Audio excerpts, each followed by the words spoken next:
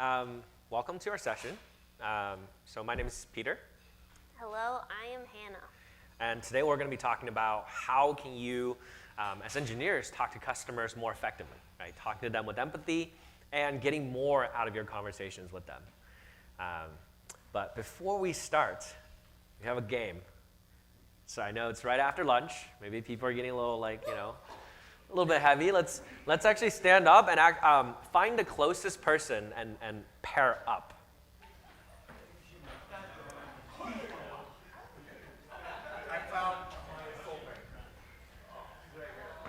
Okay, so this is how the game is gonna go. You have a partner, one person's the guesser, and the other person is the audience. The guesser cannot look this way. Then you'll be cheating. Yeah. You don't have to turn around yet. But the answers will be behind you, so it's really important that you don't turn around. So it's basically heads up, but with a slight twist. So heads up that game, you go like this, there's a word there, and you have to guess what the word is. Oh, this is great. Yeah, but the twist is we have a bunch of off-limit words. And some categories of words. Yeah, so there'll be a word. You can't use words from here. You got to get the other people, the guesser, to figure out the word. As we progress through the game, you will be able to choose more and more words off the list to help the guesser guess the thing they are trying to guess. Okay, so now talk to your partner and figure out which one of you is a guesser. And turn around when you are the guesser. Guessers, turn around. All right. And we'll be rotating them, so Yeah. Okay. Yeah.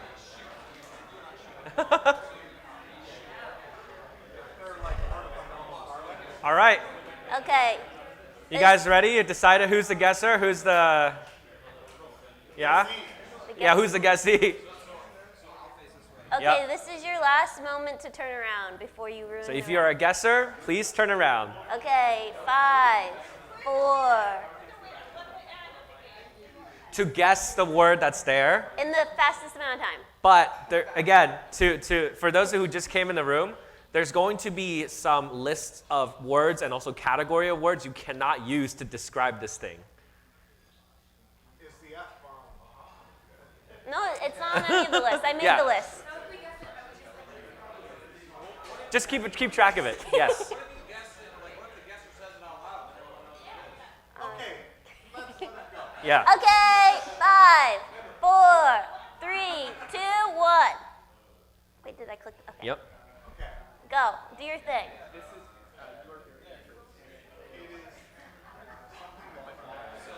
Eh. You said the word.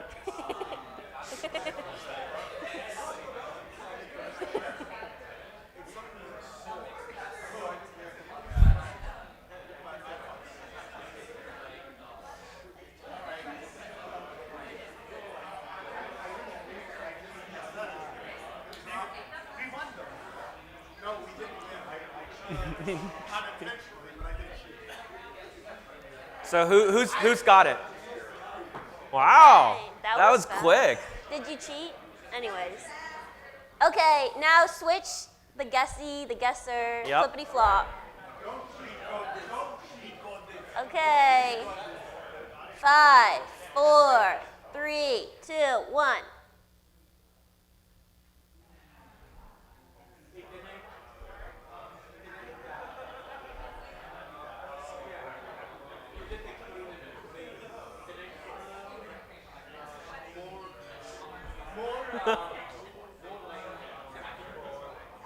You got it already?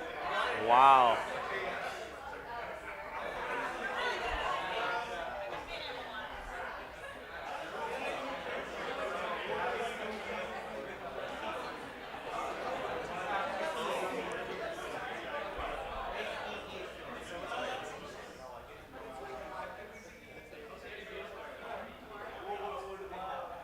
Okay, seems like most of the folks have gotten the word or maybe are still going.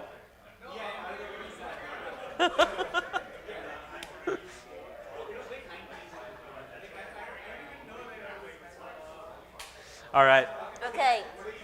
Okay. And just curious, what was a hint for those you got really quickly? Something to do with where? You got it?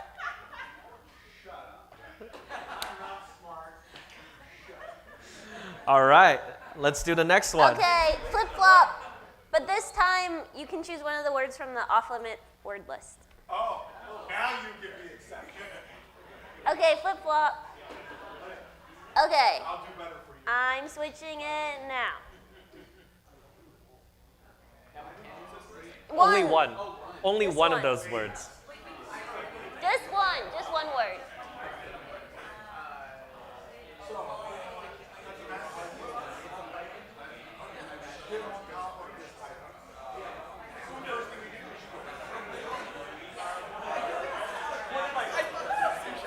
No, that can be your one word, Sam.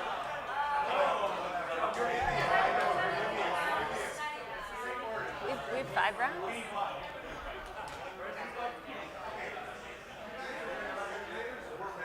All right, it seems like most people have gotten it.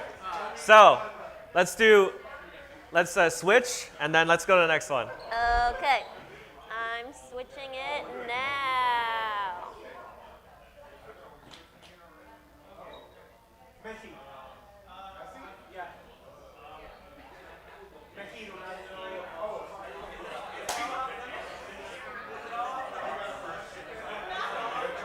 What?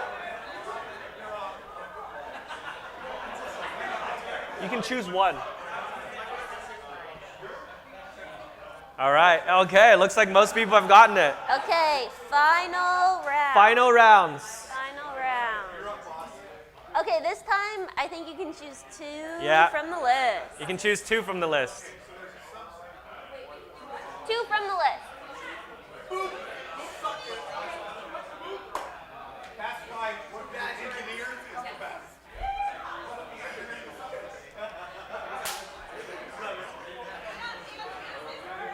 Wow. All right. So it looks like most folks have gotten it as well. So, yeah. Okay. The prize is your pride and excitement and It's the energy. friends you made along the way. Okay.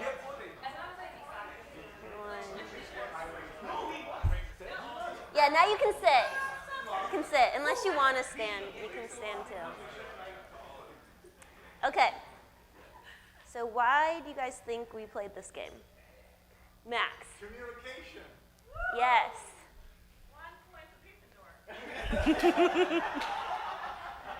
How might this experience be similar to talking to a customer? Because customers don't always say directly what they want. You have to sort of interpret. Yeah, sometimes. That's part of it. Anyone else? Yes. Because whenever you're trying to talk to customers, there are a bunch of other people yelling around you. Yeah, that too. True. Yes? Well, yeah, but that's Yes. kind of going off-road. Yeah. Yeah. They know exactly what they're trying to say because sometimes words describe it. Yes, that's getting to it. Yep. So one of the, I think, sorry, what was your name? Rohan suggested that the customers know what they want, but sometimes they lack the words to say it. Is that correct? All right. Okay, so the thing we were trying to teach in this game is, as engineers, you're used to speaking with people internally at the company. They get all your lingo. They know the names of all the features. There's never really a moment where you have to explain a feature to someone for them to understand it. Like, you work with them every day. Their head is in the same place your head is. When speaking with customers, it's very different. They might use a word that you use, but mean something else. They might say, oh, I want to do this, and you might think something, but it might be something completely different. And my favorite way to get around this is just doing a screen share, being like, is this what you're talking about? I think this is what you're talking about, but like, let's just make sure we're on the same page. What else is good for that? Looms. I don't think I've ever sent a loom to a customer. And also, instead of saying like the name of a product or the name of a feature, just describing what the thing does, because they're probably not going to know the name. So, yeah. So this is talking to customers with empathy. Welcome. This is our official kickoff. That was just the appetizer. The game was just the appetizer. Exactly. This is where we get into the good stuff. Exactly. And just one thing I also want to cap off on that game, right? Like, one big takeaway is what without context is pretty meaningless. You can be talking about completely different things, but like as Hannah was saying earlier, a lot of times customers come into the problem with their experiences, with their mindset and their own history of trying to solve it. And so you have to make sure that you understand all the context before you dive into the what and the how, right? I think in product development cycle, we're very much focused on what it is, how does it get done, and so much that becomes like, oh, well, this is the problem. How do we solve this problem? And it's very easy to take that similar mindset to a conversation with a customer. And one of the big things that we want to talk about today is what are some of the tools that you want to remind yourself before going into conversations with the customers so that you avoid some of these traps where you go right into the how and then you miss some of the bigger picture. Yeah, an analogy I like to think of in this situation is if someone texted you. You don't know who this person is, but they texted you, hey, I'm hungry. Do you want to get food? Okay, well, how old is this person? Are you talking to a 3-year-old or an 80-year-old? Because that's like a different situation. Do they have any dietary restrictions? Are they vegan? Maybe they keep kosher. We don't know. Are they your mom? Then she's probably buying you lunch. You're about to get like a free lunch. That's exciting. What time of day is it? Where does this person live? Like, are they an hour away or are they your upstairs neighbor? All those things cross your mind when you receive that text and you register who that person is. And you need to do similar registration when talking with customers, but sometimes, actually almost always, there's a lot more fishing that you need to do since like it's probably a stranger, you probably never talked to them. But getting that context will really help you have a successful call. Okay, so now we're going into the who, why slides. So who are you talking to? Why are they talking to you? And why are you talking to them? So who are you talking to? Is it a lawyer? Is it an engineer? If it's an engineer and you're an engineer, you guys are gonna like have a nice time. It's like apples to apples. But if you're talking to a lawyer, it's gonna be a little different. Might have some bigger problems communicating. What they want out of the conversation might be different than what you intuitively think they want out of the conversation. So it's important to take a moment to pause and think about what is the what is the perspective they're coming from? What does success mean for this person given their role?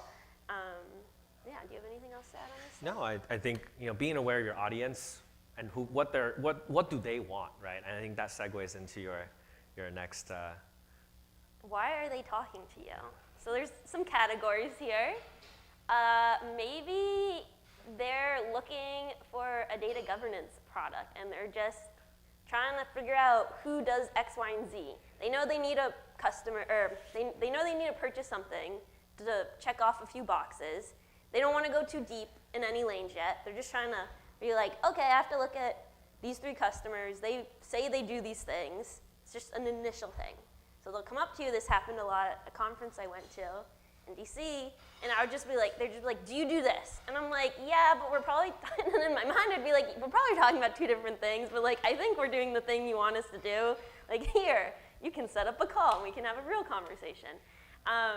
Or is this someone who's really seriously considering buying the product, has talked to a lot of people, done their homework, and they're more likely trying to validate that you guys actually do the things you say you're gonna do, or are willing to work with them to make the product work for their specific use case. So at that point, it's a lot more about gaining trust and confidence, whereas the first case is just checking boxes a lot of the time.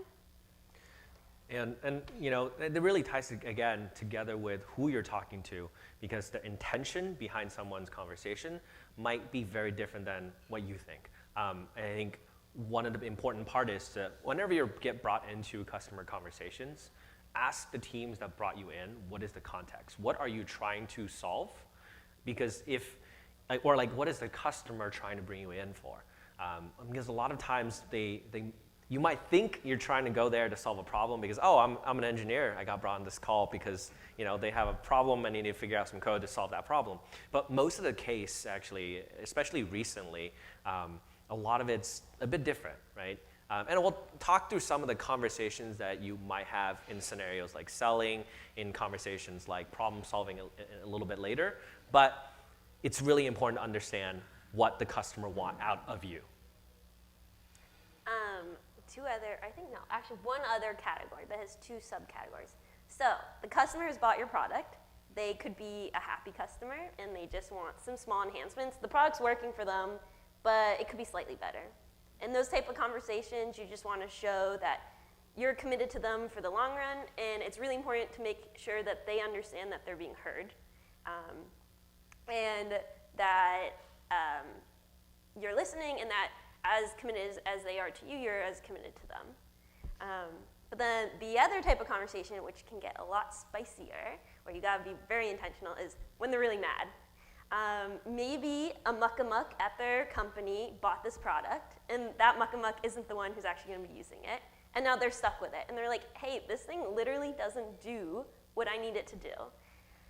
At that point, the most important thing you need to make sure the customer walks away with is confidence. Confidence that you're going to make it work for them.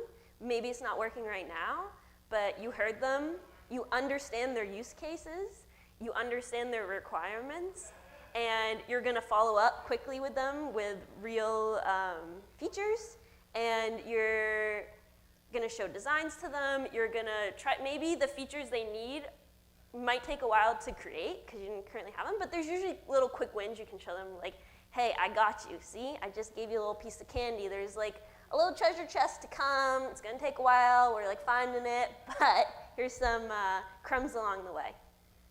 And I think we talked a bit, you guys have heard some themes from product managers and talked yesterday about empathy, right? And I think this is part where it's important to try to put yourself in the shoes of the customer. Think about why are they talking to you, how you know, you might empathize with some of their frustrations. But one small tip is that, again, I think it's good sometimes to hear the frustrations because it means that they care. And if they're invested in something and you make them feel like, hey, look, we understand that you're really invested in this and we really want to try to make you help you get to where you want to be. I think that's almost as important, if not even more important, than to actually figure out the right way to solve that problem right on the call. One other tip, pro tip. A lot of times customers will have a use case and already have what they think is the solution to that use case.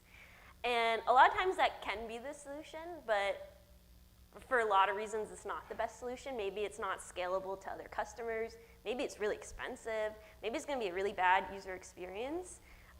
So making sure you're paying very close attention to the use case is key. Okay.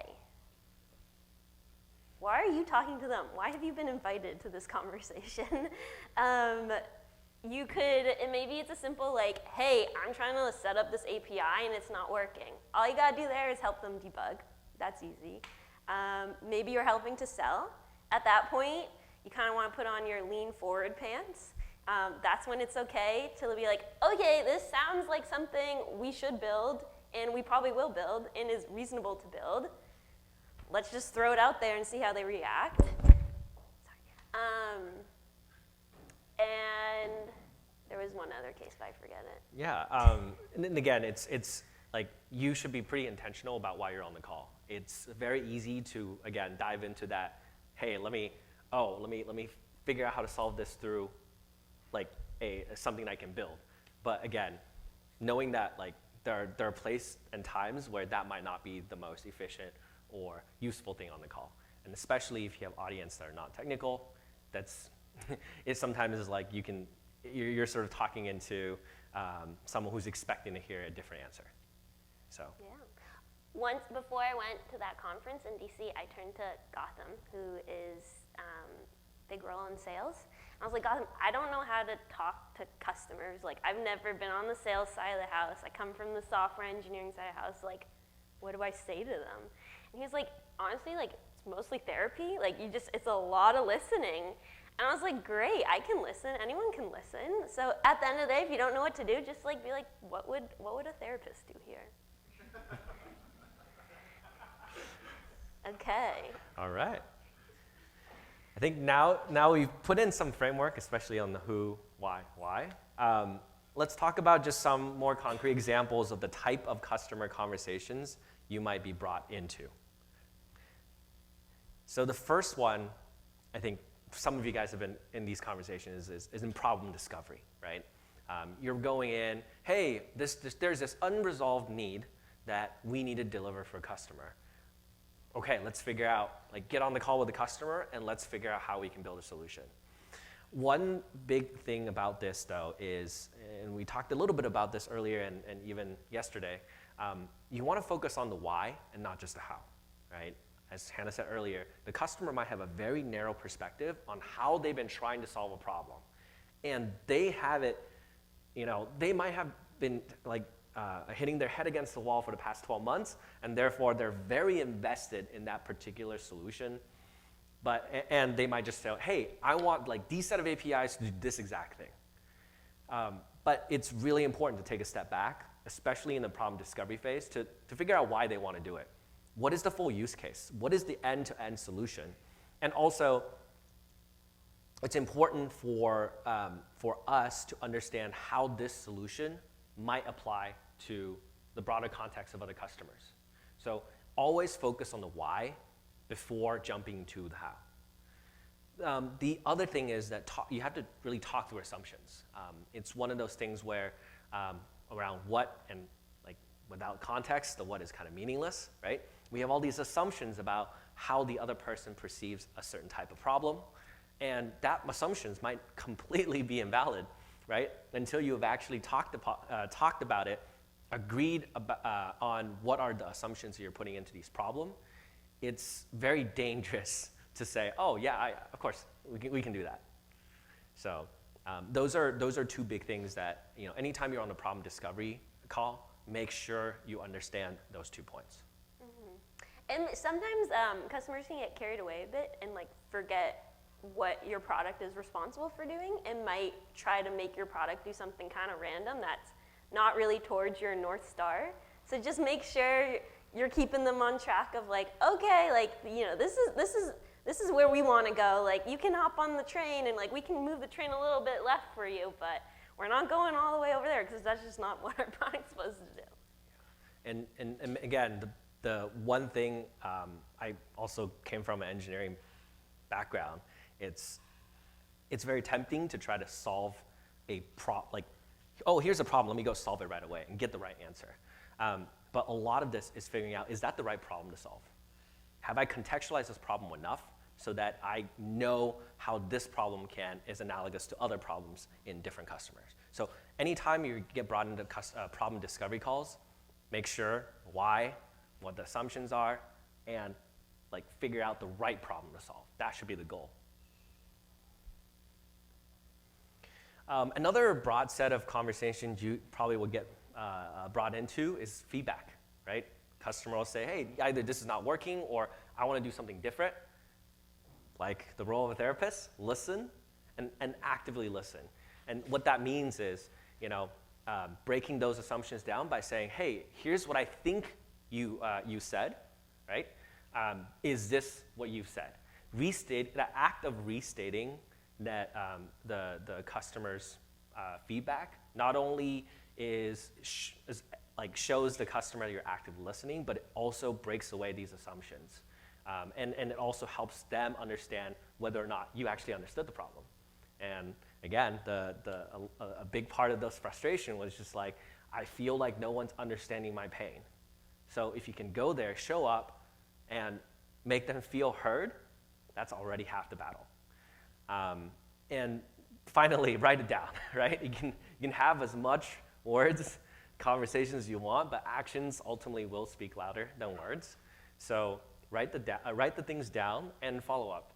I know many of us actually use tools like Gong or other automated like video recording and transcription calls.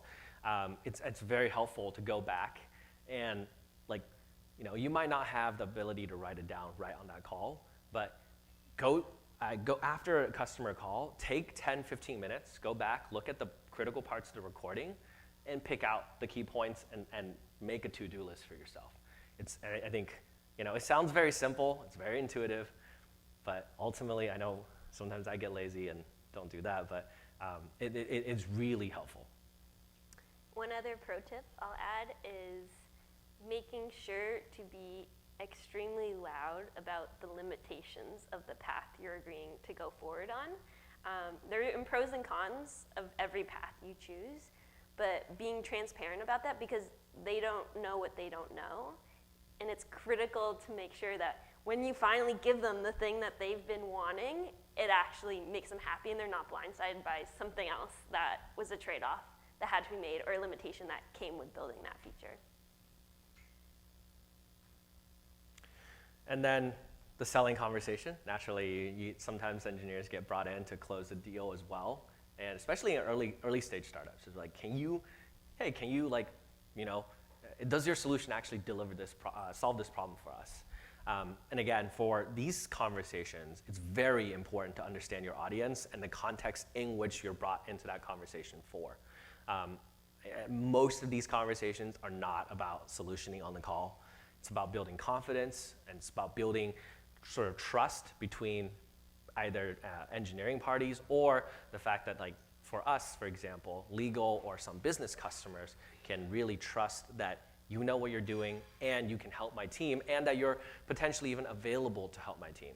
So that availability and the ability to get someone's face to say, hey, I hear you on this problem and I think we can solve it, that reassurance and empathy goes a very long way in closing the deal for many of your customers. So I know we talked a lot about scenarios. I'm curious if you guys had other scenarios that you got brought into for talking to customers, and how did those conversations go? Any volunteers on recent?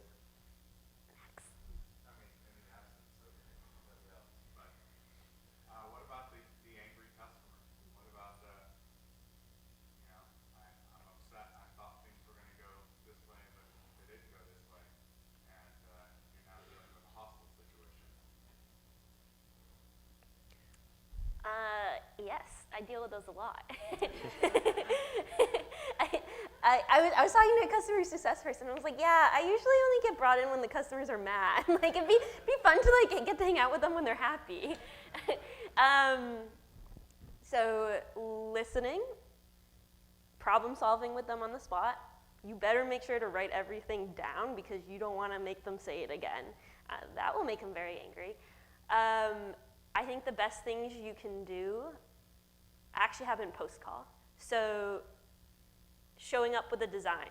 Hey, I heard you said these things during the call. This is the design that we're planning on implementing to fix those problems. Does this work for you? Is there anything that's missing? Is there anything you particularly like about it? And just showing them that we heard you. I actually spent my time to create these designs. I talked to other people at my company. Here they are. And I'm asking for your input to confirm that this is what you want. I think can be very powerful. And then finding quick wins to give them something along the way while they're waiting for the big feature to come out. So like if there's anything you can give them, maybe there's like small things like I want this customization. Okay, well that just takes a day. So I can give that to you now to show that we're committed. But the other stuff, like it's a large chunk of work. Like we're gonna need some time to do that. So finding ways to give them a little something in between.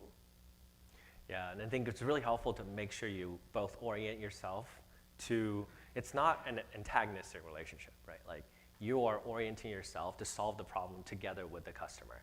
And again, the fact that the customer is showing up to you angry means that they actually care about this problem. It's very counterintuitive, but it's okay for them to be angry. It means that we're doing we're orienting the right direction. Maybe the way that we're doing it isn't the right way, but at least it might be the right problem to solve, right? So that's another area where, don't get too discouraged. It is something that you will encounter inevitably, and in fact, if you can solve it well, it is a very positive thing in the end. You used to have technique as a therapist, so imagine this calm and peaceful place. It's a good idea. I should try it. I mean, it's also important to not come off as too patronizing. Ultimately, it is a call to try to solve a problem, a business problem. But yeah, I think generally, I don't think we've had any sort of escalate or like situations where you had to actually de-escalate the conversation quite yet. But maybe. That's when we bring in Max. Any other interesting scenarios you've been brought in? I haven't been on like social engineering teams with my team. Can you speak a little bit about speaking with your side of the table before those calls? Make sure that the sales people you're with or the customer success folks you're with are prepared to work with you on these calls. Mm-hmm. Yeah, definitely. I think that's actually a great point where it's not only important for you to understand the context, but also if there is some solution that you need, make sure you reach out to them and state, like, here's what I need and who I need to talk to on the customers to accomplish what you think I need to do, right? It's a very frustrating experience if you get on the call and it's the wrong people there. And it's like, oh, I described this thing and they're like, oh, I guess the so-and-so and the data team didn't join this call. That would have been very helpful. Let me send this recording to them. But then nothing materializes because everyone's busy doing their own thing, and the data person doesn't want to deal with a random vendor who, like, unless it solves a critical pain point for them, they're not even going to open the video. So make sure that it's okay to ask and it's okay to push back, to say, hey, I actually need, in order to do this, here's all the things I need on my side to make it successful. And a lot of times, think about it from perspective of customer success. Maybe they don't understand the full scope of the technological problem that you need to solve. Like, oh, this actually deals with authentication, and therefore the infrastructure and maybe the InfoSec team on your customer needs to be brought in on this call. Those are critical feedback that, again, with assumptions, that you cannot assume that everyone, even on your team, is aware of what they need to do to solve the problem. Mm-hmm. Yeah, I think on one of the last fiery calls I was brought into, we already had started the Figma designs before talking with them. It can be very hard to solution on a call, like live. So it can be really helpful to know as many details as possible before going into the call so that you can prep your mind. Because if the customer's mad, they're gonna want something fast and back, and it'd be best if you were able to provide that. Any calls that folks have been on recently that they thought, wow, this is didn't go well? Anybody want to share perhaps a call that didn't go well or why they think it didn't go well? It was at that moment. I guess everyone's.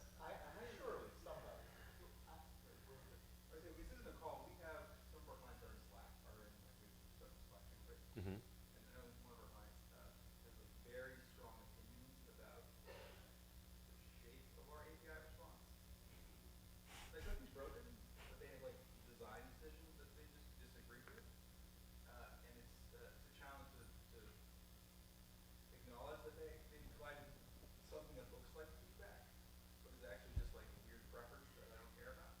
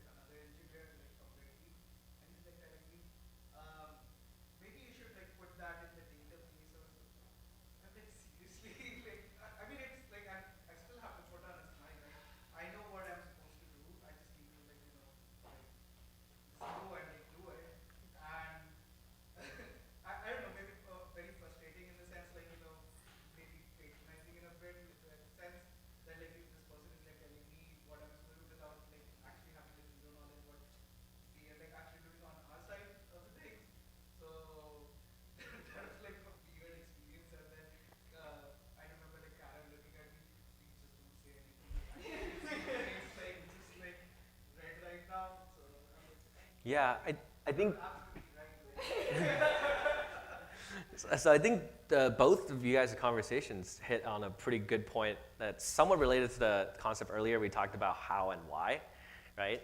A lot of times the customers have a very strong opinion on how they want to do something. And it's important to shift that conversation on why you want to do it that way. And if you can ask them like, oh, hey, I'm curious, like what is the workflow, or like what is the difference what is like an additional use case that you might have for this different shaped API?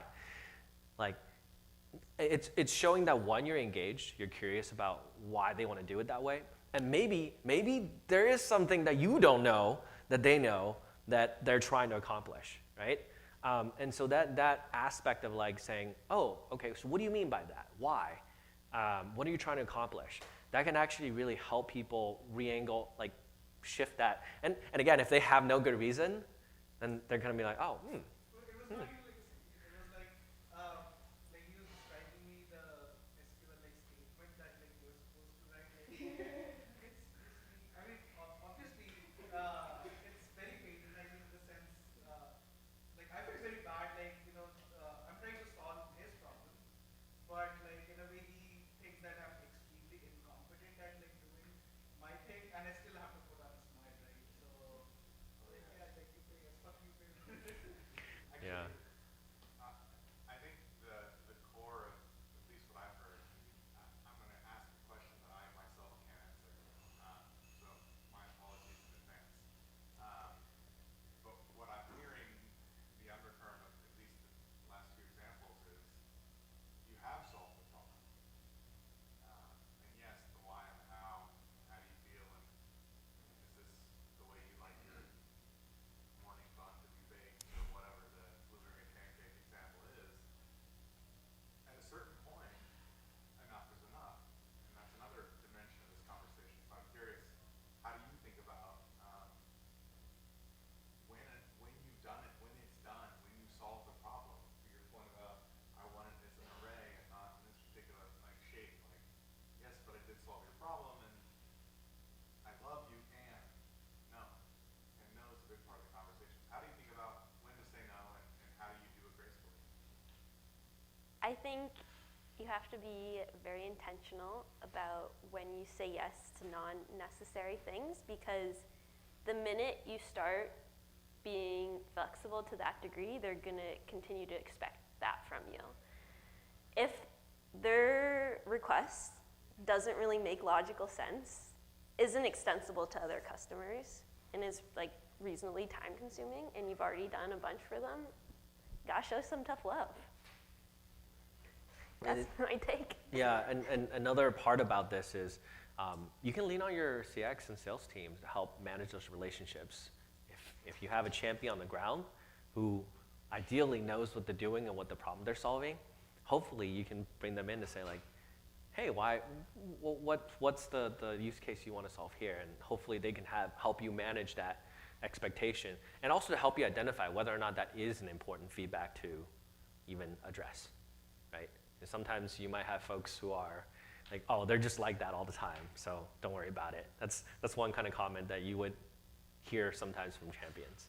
I know there was someone hand raised here earlier about the conversation that perhaps. Yeah, I mean, my experience, I was just you ask some weird conversation, or my experience is similar to that. Customer giving you feedback about your architecture, not product. I think that's sometimes your experience as an engineer. We had a customer in Sumo Logic. We had some outlet, and they were talking about how you should be multi-region, multi-vendor, and we knew they were deployed in a single loyalty zone. Forget about multi-region, right? He had lots of ideas about how you can have a disaster recovery. It's similar to me arguing with my mechanic, saying, I built this engine with my dad over 15 years. This is how you should be fixing, right? And in that case, he would actually tell you, why don't you fix it yourself? Why are you here in my shop? But you can't say that to the customer. Of course. So, yeah. Yeah. Great points. So I know we're a little bit short on time, so I'll just wrap this up with some of the big takeaways. Again, if there are only a few things that you take away from all these small stories, bits and pieces, I would say, first of all, understanding your audience is much more important than what you're saying or what this thing is, right? Without knowing who you're talking to, why you're talking to them, and why they're talking to you, it's really hard to have conversations that are meaningful. The second point is around why is more important than the how. And the how is contextual, limited to a specific customer, whereas the why can help you understand, is this a problem that is more applicable to different customers and in the entire market. And then finally, write it down and act, right? It's great to get on the call. It's great to make people feel like they're heard. But ultimately, we want to translate that, capture the valuable insights and the time that you've spent with the customer, and translate that into something that is useful, both for the customer and also for the rest of your team, right? It's really hard to get context from additional team members if there's no way of concise summary. I know some people like to use the Zoom call and be like, oh, just look through this entire Zoom call. And it's like, oh, well, do I scrub through like 45 minutes? Do I try to find it on the transcription? It's very hard to like actually pin down if it's not about a specific system that's only mentioned once, it's really hard to pin down what are the areas you need to focus in on. So as soon as you finish that conversation, take that 10 minutes, take that 15 minutes if possible, like write down your thoughts, and if there are other team members that you think really need to hear this, just annotate a little bit about, hey, by the way, at like roughly like 10 minutes in or something, these are the topics that really matter. So, yeah, I know a lot of simple things, but anything else? I think you did a great recap. All right, thank you for coming to our talk.